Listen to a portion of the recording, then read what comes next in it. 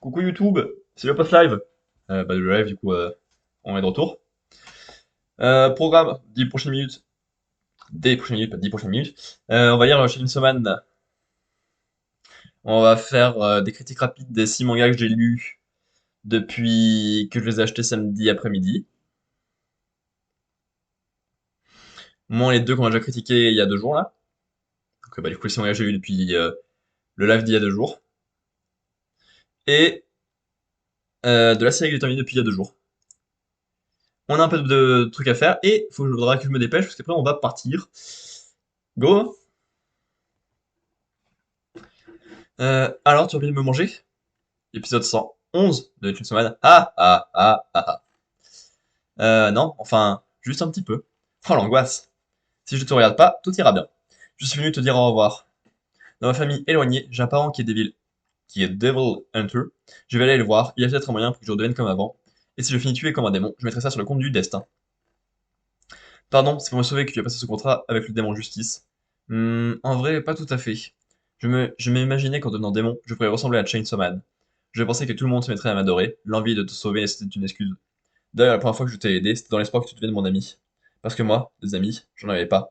Au fond, j'ai agi juste pour ça. Je suis vraiment en dessous de tout.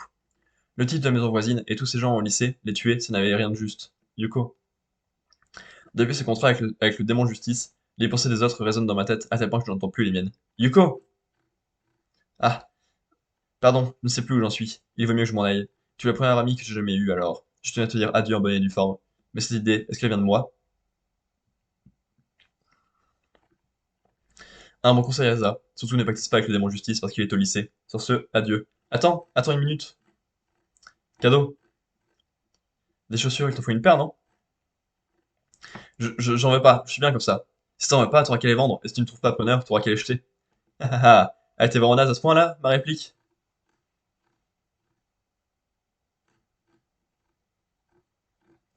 C'est horrible. Tout à l'heure, des tas de gens sont morts. Moi, j'ai tué mon prof et les délégués, et pourtant, c'est vraiment drôle que je ris. Tu sais quoi? Un jour, je viendrai te les rendre, ces chaussures. J'espère bien.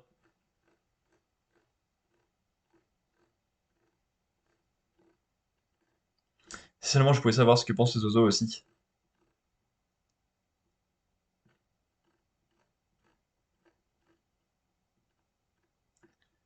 Waouh, trop bizarre, je m'attendais pas à ce que tu te fasses tuer. Chainsaw Man?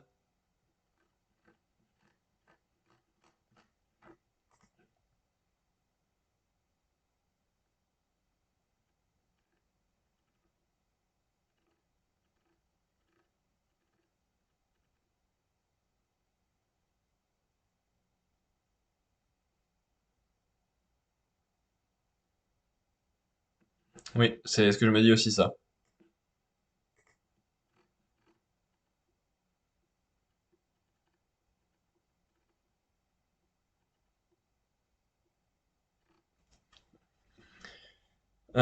Alors, plutôt sympa pour la suite s'il y a vraiment un faux Chainsaw Man. Effectivement, c'est une bonne idée. D'autant plus que c'est pas très logique parce que Chainsaw Man a été plutôt reconnu grâce à la première partie. Du coup, se servir de son image pour faire des trucs différents ou pas, c'est une belle idée. Genre, tu lui en veux, tu utilises son image pour faire n'importe quoi, bam, ça marche, tu vois.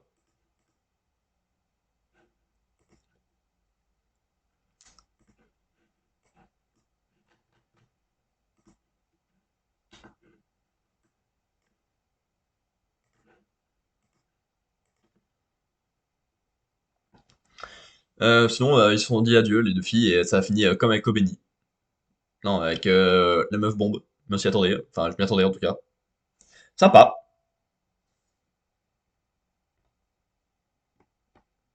J'ai lu le tome 14 de Satan 666, mais également le tome 15 de Satan 666. C'était plutôt très bien. On en a enfin terminé avec l'arc de Rockbird, qui aura duré quand même quelques volumes. Normal pour un gros tournoi, mais c'est peut-être un poil long. D'autant plus que la fin ne rigole pas trop, puisque les personnages se retrouvent au moins en partie séparés, pour des raisons diverses ou variées, mais qui sont liées à Satan. Et l'auteur en profite pour faire une ellipse, Du coup, j'espère que vous avez mis vos lunettes de soleil.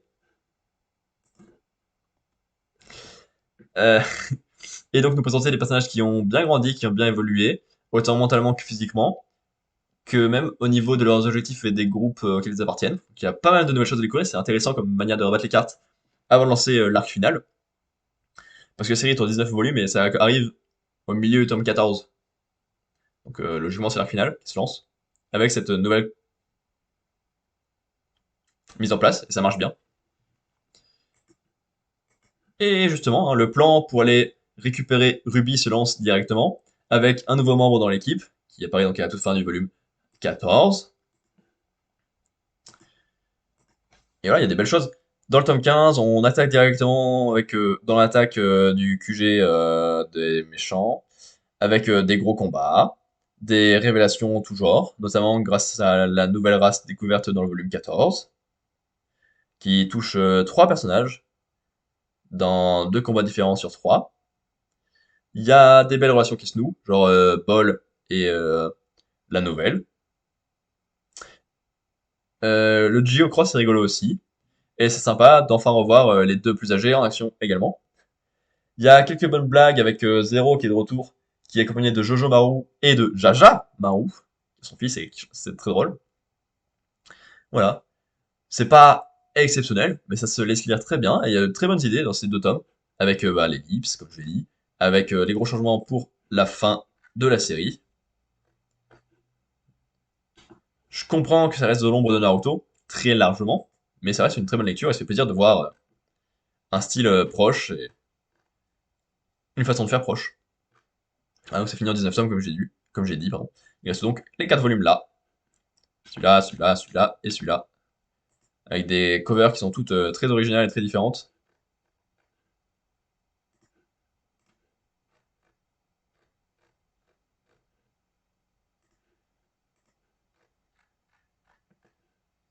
Et évidemment. Voilà. Et donc Seiichi Kishimoto a également fait, c'est son tout premier manga ça. Et ensuite il a fait Blazer Drive, Crimson Wolf et Sukedashi 09. J'avais lu quelques tomes de Blazer Drive, je trouvais ça sympathique. Je suis même pas sûr d'être allé jusqu'à la fin par contre, vu que c'était à la bibliothèque. Et ensuite il y a Crimson Wolf, je connais pas. Évidemment récemment, Sukedashi 9. Et depuis pas de nouvelles, mais sympathique.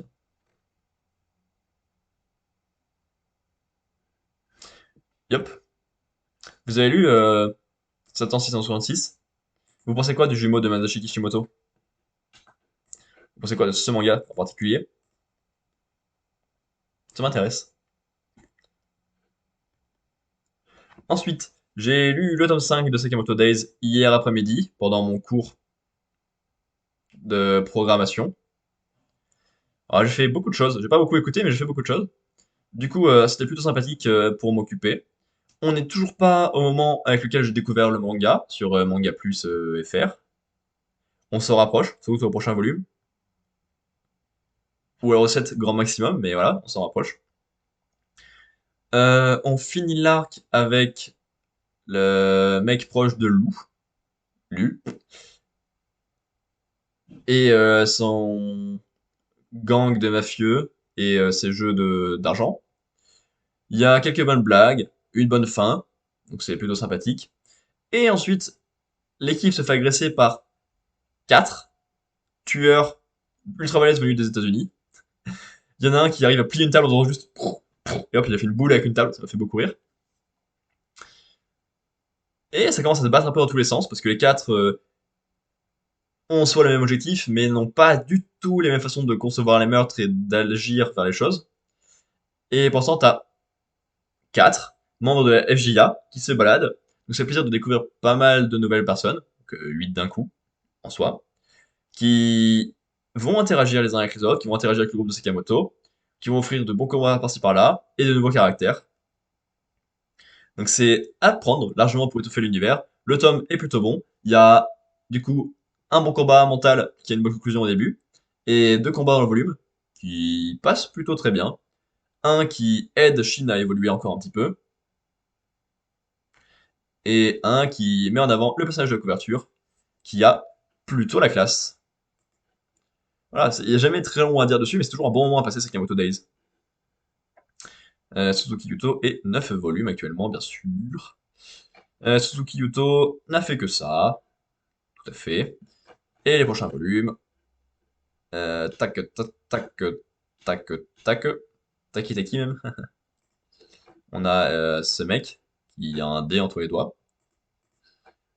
Ce mec qui a une giga tapette à mouche, bien sûr. Cette fille qui a un couteau et un flingue. Et évidemment, cette fille qui fait peur. Et qui a l'air de beaucoup aimer Sakamoto. Vous lisez Sakamoto Days sur Manga Plus?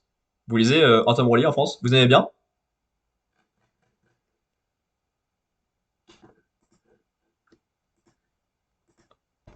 Ensuite, j'ai lu ce matin même Deep Sea Aquarium Magmel tome 8. C'était très sympa. C'est toujours un très bon moment à passer, parce que ça parle de très belle façon des humains, en utilisant à chaque fois une comparaison avec un animal des profondeurs. C'est ça depuis le huitième tome. Le précédent, je l'avais trouvé un peu en deçà, parce qu'il était un peu répétitif et il n'avançait pas grand-chose. Dans ce volume-là, il n'y a pas grand-chose qui avance non plus, mais il y a une histoire touchante liée à ces personnages-là, là, ici, et c'était bien ça. Euh, Parce qu'au final, hormis son histoire à elle, j'ai pas retenu grand-chose, je sais que j'ai passé un bon moment, je crois que ça présentait bien les personnages. Il y avait, si, un personnage qui était aveugle, et du coup l'idée c'était de présenter un personnage qui pouvait faire apparaître un poisson, qui pouvait faire apparaître la lumière même dans les profondeurs, ce qui veut dire que bah, même dans le noir complet, quand on est aveugle, quand on voit rien, il y a toujours une lumière dans notre vie, une lumière psychologique, tu vois, un truc qui nous fait avancer, qui nous aide, qui nous guide, et ça c'est beau, tu vois. Et voilà, je crois que c'est tout ce que j'ai retenu comme poisson autre que l'histoire qui prend deux ou trois chapitres de ce personnage-là, qui est en fait une fille qui sait pas ce qu'elle veut faire de sa vie, qui a un peu de mal à s'assumer, qui correspond pas à ce que sa mère veut qu'elle soit, même, quand bien même c'est ce qu'elle, quand même, elle laisse sa mère décider pour elle pour l'instant. Elle rencontre quelqu'un dans sa classe qui est ultra fan d'elle parce qu'il la trouve hyper belle et hyper populaire et qui voudrait trop être comme elle. Parce que bah, c'est étonnant, tu vois, quand on est un personnage qui est pas soi-même, qui arrive pas à comprendre pourquoi est-ce qu'il doit ressembler à ça, c'est étrange. Et du coup, elle finit par travailler dans l'aquarium. Et avec le poisson qu'il y a là, hop, elle se fait comparer. Parce qu'en fait, le poisson, avec ces écailles-là quand il est petit, qui perd quand il est grand, si on en a plus besoin, il peut s'en servir pour s'imiter lui-même, pour faire en fait piéger les poissons qui sont pas loin de lui.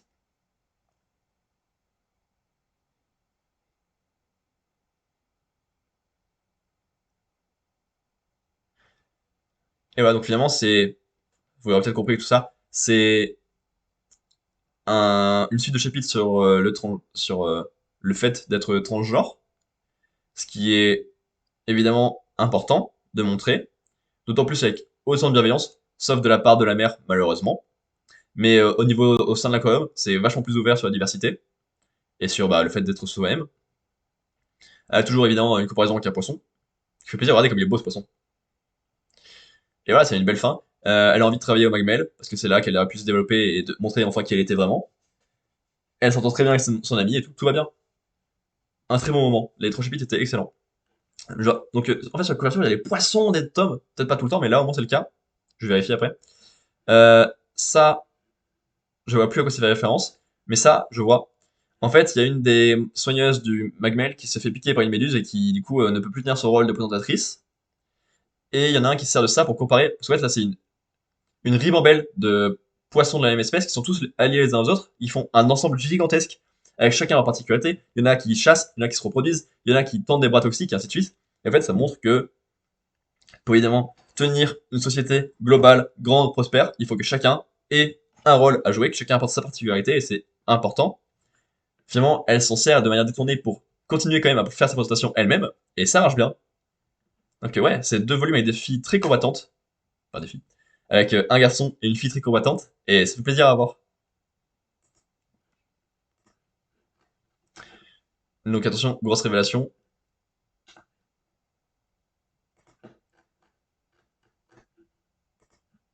Est-ce qu'il y a toujours tous les poissons du volume dedans? La sorte de murène, ça. Il y a que deux poissons dans ce volume-là? C'est pour ça qu'il était pas très bien aussi. C'est pas impossible.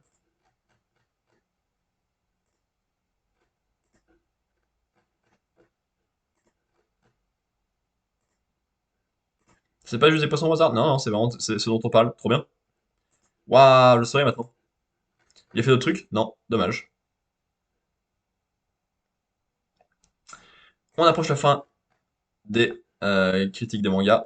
Oh là là, quel morceau! Vinland Saga, tome 26, toujours un plaisir de Vinland Saga. Le rythme est vraiment pas du tout rapide, et c'est dommage, parce qu'en fait, c'est un rythme de parution mensuel, mais avec un nombre de pages de rythme de parution hebdomadaire. Mais vu que la qualité est toujours au rendez-vous, je prends volontiers. Les chapitres paraissent un peu décousus, depuis qu'on est enfin dans la colonie finale au Vinland. Mais on approche de la fin, il doit rester 4 ou 5 volumes, quelque chose comme ça. Donc c'est un peu étonnant d'avoir des chapitres un peu décousus maintenant, parce qu'on a presque des chapitres qui ont des sujets différents à chaque fois. Mais vu les sujets, vu comment c'est traité, vu comment c'est trop bien, je regrette pas.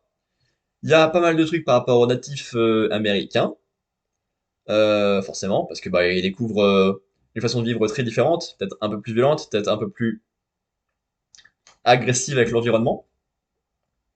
Donc forcément, il y a quelques doutes. Ils sont ok pour faire un peu de troc, mais certains sont un peu apeurés, notamment ceux qui peuvent voir le futur, forcément. Parce que la chef des spiritueux, comme ça, a une vision pas forcément très positive sur ce que peuvent apporter les Norrois, ce qui est un peu dommage. Pendant que la jeune spirituelle découvre le monde de manière plus posée, avec gros yeux. Ils sont mignons tous les deux. J'espère que ça se passera bien avec eux. Puisque comme ça, ils se partagent un peu la langue. Alors dit comme ça, on dirait qu'ils s'embrassent, mais non, ils partagent les mots de leur langue respective. Et ça va, je pense, jouer en la faveur d'un truc plus amical. À côté de ça, il y a Ivar, qui est toujours un sac à merde, peu importe dans quel œuvre il est. Parce qu'il a toujours ramené son épée, il a voulu s'en servir à un moment inopportun, sauf que Cordelia l'a vu, et depuis il la menace, plus ou moins, en mode hey, tu dis pas ça à Thorfinn, Thorfinn c'est vraiment le plus gros des troufions, il est plutôt cool, tout ça. Même certains de ses potes Ivar, finissent par apprécier Thorfinn, mais Ivar ne peut pas l'accepter. Ivar, c'est la bataille, il faut se défendre, on peut pas parler, ça ne marche pas. Sans doute qu'il a un truc dans son passé, en plus de l'histoire des Vikings de base, qui l'empêche de croire en tout ça. C'est dommage, mais c'est comme ça. Et donc, en plus du problème des natifs américains à traiter, il va y avoir celui de Ivar lié à Cordelia. Les deux vont forcément finir par se relier, genre c'est Ivar au moment où il va se dévoiler avec son arme que ça va faire encore plus le bordel avec les natifs. Et là, Thorfinn sera bien obligé de montrer que c'est le chef, qu'il a une bonne raison de montrer qu'il faut pas d'épée, tout ça, tout ça. Alors, j'espère qu'il va sauver la situation. Sinon, on a un chapitre avec juste Hilda qui chasse un ours et ne le tue pas parce que bah, finalement c'est pas un danger et qui a une discussion bizarre avec un homme à tête d'ours. J'ai pas trop compris ce que ça foutait là, tout ça, mais sans doute pour montrer qu'elle était un peu liée aux esprits et à la façon de penser native amérindienne et ça c'est bien, c'est va être joué en la faveur de l'équipe des Norrois. Il reste plus beaucoup de choses. Il y a eu un chapitre pour se battre sur à qui iront les terres qui ont été récoltées, enfin qui ont été plantées. Et Thorfinn voudrait que ça soit de manière équitable, alors que chacun veut faire en mode moi j'ai travaillé là, du coup ça sera à moi, et ainsi de suite. Donc Thorfinn se plaint sur le fait que les adultes s'engueulent pour rien. Et à côté de ça, t'as Carly qui s'est engueulée avec les autres enfants juste parce qu'ils ne sont pas voulu se partager la balançoire. Et c'est trop mignon que ce soit Carly qui apporte les éléments de réponse à Thorfinn en lui disant oh là là, comment est-ce qu'on fait pour que ça se batte pas, tout comme ça. Et à la fin du chapitre, c'est Thorfinn qui dit oh, depuis quand il parle autant, comme aussi bien ce grand garçon. Et c'est trop mignon, j'adore! J'adore les petits trucs humains comme ça. Quel délice. Et enfin, ils arrivent à avoir leur récolte, à faire du pain. Euh, Gudrid, je crois que c'est ça, annonce une très bonne nouvelle, ce qui fait que poser une question très drôle à Carly. Et surtout, ça permet enfin à Hilde d'apaiser sa colère et de donner le moment le plus émouvant de ce volume-là, le plus touchant. Qu'est-ce que j'ai adoré lire ça et j'ai lâché une petite larme. Quel manga de vrai bonhomme. C'est exceptionnel. C'était très décousu, mais ça continue de savoir où ça va au global, à être très agréable et à être un de mes mangas préférés si on nommait le premier arc. Mais le premier arc est absolument essentiel pour arriver jusque-là, évidemment. Et il y avait un chapitre sur un des Yams Vikings qui savait pas quoi faire après la dissolution des Yams Vikings, forcément.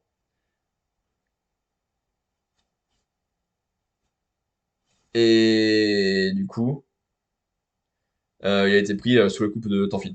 Voilà. C'est ce que je disais, c'est très décousu, il y a plein de choses par-ci par-là, parce qu'il y a encore pas mal de choses restées en suspens ou à traiter, mais tout est bon à prendre. Donc oui, il a aussi fait Planète, qui est très bon aussi. Voilà. Vous lisez du Yukimura, Vinland ou Planète, c'est tout ce qu'il a fait, mais je vous conseille, hein, largement. Enfin, dernière lecture manga, que j'ai fait ce matin également, le tome 63 de Kingdom, je suis le troisième de nous trois à la maison à l'avoir lu. C'est un peu chiant, le rythme de parution actuel, parce qu'avoir deux volumes une fois par an, c'est pas forcément très simple à suivre. Attends, que je vérifie rapidement. Anime Store, Kingdom. Les derniers volumes, c'était le 14 décembre 2021. Donc soit il y a 9 mois, ce qui fait il y a 11 mois, ce qui fait un peu lourd pour se rappeler ce qui s'est passé et être agréable. La prochaine fois, c'est dans seulement 7 mois et demi. Ce sera déjà un peu mieux, mais que toujours pas très agréable cet écart-là. Ce qui fait qu'on n'est pas forcément dedans quand on arrive, mais on finit assez vite par retrouver nos marques, parce que là, la bataille est plutôt bien rangée, bien expliquée. On a sur le flanc gauche de nos héros le groupe de Chine, qui escalade une montagne de manière plutôt classe. C'est pas un moment dont je me souviendrai grandement, mais c'était plutôt agréable à voir. Et ensuite, ils font tomber un grand général, qu'on voit sur la couverture du volume, grâce à plusieurs très jolies choses. Mélange de combat à l'épée, avec vitesse, dextérité, puissance, et de Gundao. C'est à peu près tout ce à quoi permet le combat, de montrer à Shin qu'il n'y a pas qu'une seule façon de se battre, même si on lui a légué la Gundao et c'est important qu'il l'utilise. Il peut continuer à manier l'épée, à changer d'un bout à l'autre pour faire des stratégies, pour être plus puissant, pour être plus polyvalent. Parce que son adversaire doit être gigantesque et très large, il en reste pas moins très rapide, très doué au combat rapproché et à l'épée. C'est important de montrer qu'on est polyvalent. Et pourtant, sur le flanc droit, on a Raido, je crois, un des membres assez proche de Kanki, qui tue un fils puis son père, mais qui se fait choper par le frère. Parce qu'évidemment, à la longue, il ne pouvait pas continuer à chauffer toute une famille comme ça en boucle. En mode, ah, t'as tué ton père, arrêtez de chialer, bande de sous-races. Donc il finit par se faire capturer. Et il y a un très beau moment de torture. Alors, dit comme ça fait un peu sadique de ma part. Mais le moment de torture était effectivement bien construit. Ça racontait pas mal sur Raido, sur la confiance qu'il a en Kanki. D'autant plus qu'il a pas mal de révélations sur Kanki à la fin. Et évidemment, il ne parle pas du tout. Mais voilà, c'est beau de voir que Kanki a subi des pertes aussi. Mais c'est peut-être prévu, comme le pensent les adversaires. Ça, c'est le prochain tome que je lirai et dont je vous parlerai la prochaine fois nous le dira, puisqu'il nous attend là-bas derrière. Donc, un bon retour, une bataille dont je me rappelle absolument pas les enjeux ni rien, mais dont les deux fronts étaient plutôt clairs, plutôt efficaces, et qui marchaient bien. Paf, paf, finalement. Alors, du coup, non, pas toi. Hop, hop, en cours, et Ara. Reste donc la prochaine fois, je vais lire ça, et j'en te parlerai. Après, il y a ça et ça. Voilà. Il y aura Kanki, il y aura le général adverse, il y aura Eisei, bah, c'est lui, qui est mort, je crois. Et il y aura elle. Ok. Là, il y a juste Riboku, bien sûr. Et là, il y a un truc moche. Avec Muten, Shin, tout un bout d'armée derrière, et évidemment, trois têtes flottantes là au-dessus. Et évidemment, Yasuyasa Hara a fait que Kingdom. Forcément, vu la qualité de l'œuvre. Vous lisez Kingdom? J'espère. En plus, profiter de l'abonnement, c'est une super idée, je trouve. Parce que rattraper 60 tomes, c'était un peu lent, forcément. Et ils ont l'excellente idée de nous offrir 4 tomes tous les 2 mois, donc c'est un rythme parfait. D'autant plus que Kingdom, c'est une œuvre assez dense, donc c'est agréable de pouvoir lire à la suite. Et enfin, je pense qu'on s'arrêtera sur ça, sauf si on trouve des trucs rapides auxquels réagir. J'ai regardé Moon Knight, que je vais commencer avant le dernier live, c'est pour ça que j'ai pu terminer aussi vite, parce que sinon en 2 jours c'était compliqué de tout regarder. Qui était encore une très bonne surprise des séries Marvel, parce que comme j'ai déjà dit, What If c'était exceptionnel, c'était très bien. WandaVision, c'est pas au niveau je trouve d'une vraie série, mais c'est des très bonnes idées sur le personnage de Wanda, et un très bon début pour la série du MCU. Loki c'était très sympa sur l'univers et le personnage.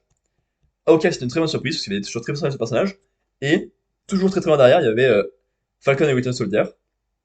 Et là donc on découvre Moon Knight, personnage unique, aucun rapport avec le MCU sur les 6 épisodes, pas de blip, pas de retour, rien du tout, pas un seul personnage, pas une seule mention, c'était une excellente idée. Parce que déjà on a un personnage très complexe, lié à la culture égyptienne, à ses dieux, à ses rituels, tout ça, et un personnage qui est très compliqué à suivre, parce qu'en fait il a 2 personnalités, comme on finit par comprendre dans l'épisode 2. Donc devoir affronter la découverte d'avoir 2 personnalités, savoir laquelle est originale, euh, affronter un mec qui veut faire revenir un dieu sur Terre qui est pas forcément très agréable. Affronter le fait d'être obligé de suivre les ordres de Khonshu, le dieu qui a dans eux. Faire gaffe à la femme d'une des 2 personnalités pour éviter qu'elle devienne la prochaine, le prochain avatar. Comprendre tout l'univers égyptien. Il y a tellement de choses à découvrir. Donc niveau mystère ça fonctionne bien. Niveau jeu d'acteur de Oscar Isaac c'est excellent. La peur, les petites mimiques, le fait de jouer 2 personnages différents de bien belle manière. Au final, on voit pas beaucoup Moon Knight en tant que Moon Knight, là, comme on voit avec ses costumes. Mais c'est pas plus mal, rien à foutre des scènes d'action, rien à foutre de leurs costumes. C'est vachement plus intéressant de découvrir les 2 personnages, la relation entre Steven et Mark. C'est ça qui porte la série, c'est ça qui est excellent à suivre. Savoir s'il y en a un qui prend le dessus, savoir qui prend le dessus, savoir qui est capable de quoi. Apprendre les dernières révélations sur tout ça, qu'on, qui nous sont offertes dans l'épisode 5, à histoire d'offrir un final. Malheureusement, un peu trop rapide dans l'épisode 6.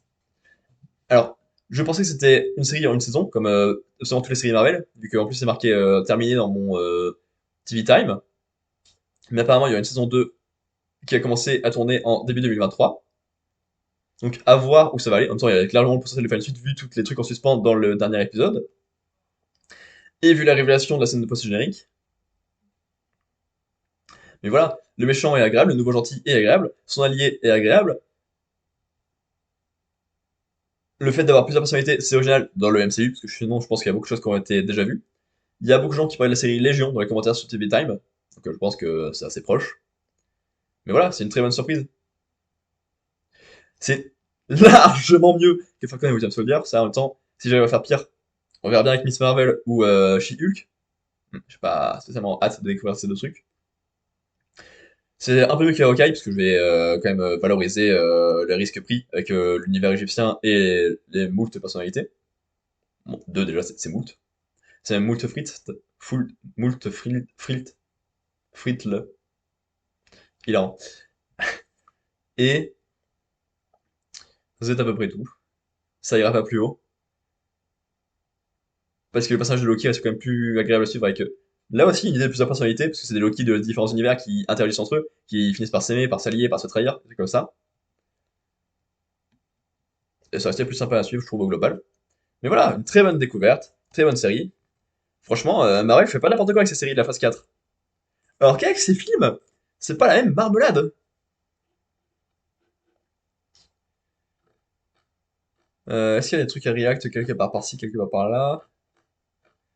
Je crois pas qu'il y ait de bonne annonce ou de trucs spécialement particuliers qui m'intéressent en ce moment. Que ça en plus on sera. J'aurai le temps de me préparer avant qu'on aille. Là, je dois aller.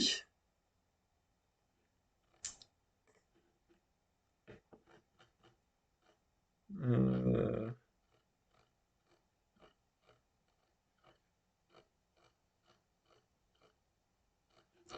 Je regarde vite fait hein, l'accueil YouTube et les tendances, mais non. Et bien voilà, qui va conclure ce live. J'espère que ça vous aura plu. On se retrouve bientôt pour du Psychonauts, du coup. On a pas mal de choses à faire. Et minimum dimanche, 17h, pour le prochain live de lecture manga. Et donc ensuite de discussion. Parce que maintenant, il faut attendre que le chapitre sorte, parce qu'on est enfin à jour. Et en plus, on va bientôt s'approcher de la fin de l'année, donc il y aura pas trop de surprises sur le classement, et voilà. On se revoit bientôt. D'ici là, portez-vous bien, faites-vous plaisir. À quand bientôt.